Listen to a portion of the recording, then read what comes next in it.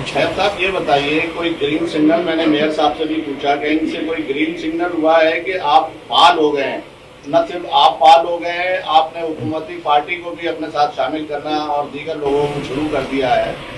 तो जब मेयर साहब से ये बात हुई तो मेयर साहब बड़े पुरुम्मीद है।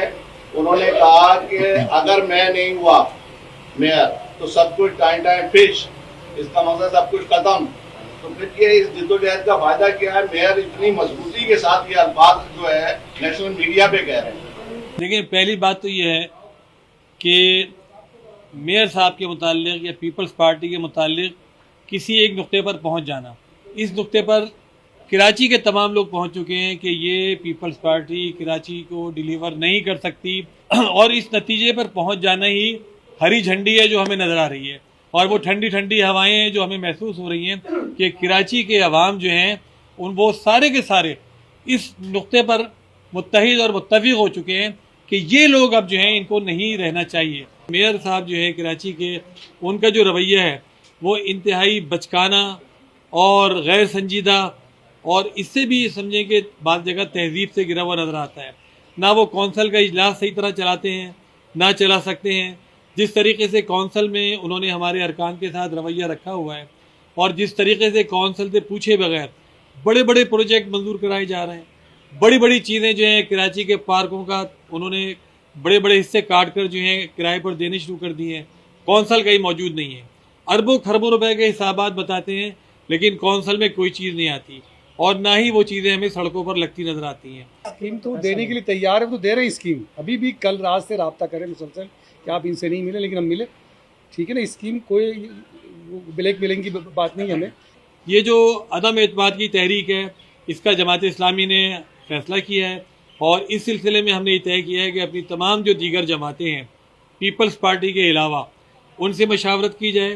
पीपल्स पार्टी के जो अरकान इनफरादी तौर पर हैं उनसे रब्ता किया जाए। अब तक जो सूरत हाल है बहुत ही हौसला अफजा है। हमारा ख्याल ये है कि अगर आज़ादाना राय दही का मौका दिया जाए तो पीपल्स पार्टी के 3/4 अरकान भी अदम एतमाद के हक़ में वोट डालेंगे।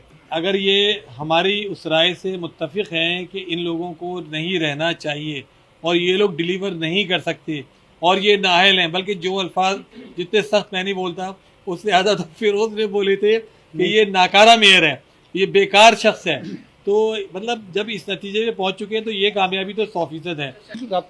राब्ता है फिर 13 मेंबर है जिन्होंने मुझसे राब्ता किया है। इंशाल्लाह बहुत जल्द वो हमारे साथ होंगे। उम्मीद ये थी कि उनका जो तासुर दिया गया था कि सिंध हुकूमत चूँकि पीपल्स पार्टी की है और मेयर भी पीपल्स पार्टी का होगा तो कराची में हालात तब्दील हो जाएंगे, लेकिन हम ये देखते हैं कि 2.5 साल मेयरशिप के ज़माने में और पीपल्स पार्टी की 18 साल दौरे हुकूमत के ज़माने में हालात इस नहज को पहुँच गए हैं कि कराची के लोगों का अब जीना मुश्किल हो गया है।